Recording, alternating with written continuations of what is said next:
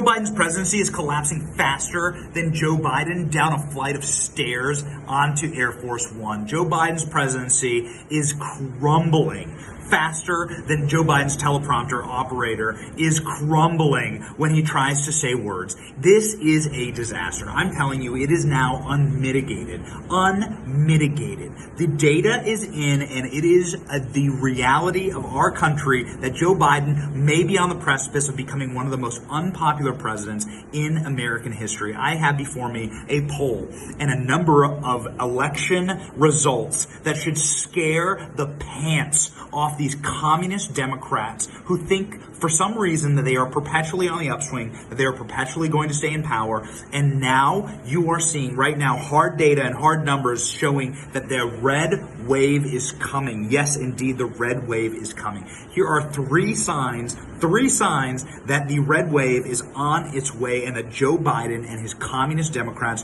are headed for absolute and complete collapse. Number one, Joe Biden cannot rise in the polls. He is incapable of having good polling numbers based on historic numbers and based on rational polling. I have before me a poll from Rasmussen that says that only 36% of voters called said that Biden's first 100 days have been a success.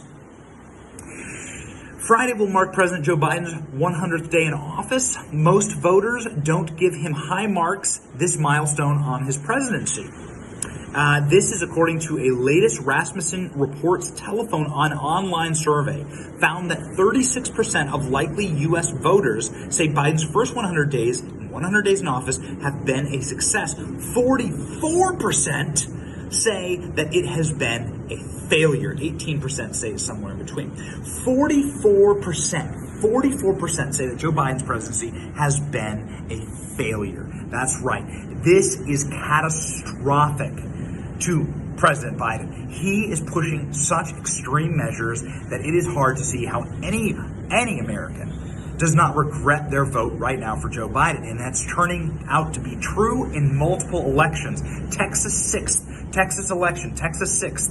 You have two Republicans going against each other in a runoff. Yeah, that's right. Democrats ran in this race. This is a district that was trending toward Democrats. You have two Republicans who won in this district and are now going to go against each other, so guaranteed seat for the Republicans. You have major progressive candidates losing in a calamity in Louisiana, a special election where a very moderate Democrat won. This was a Democrat district, but the progressive candidate failed miserably, the candidate running on woke.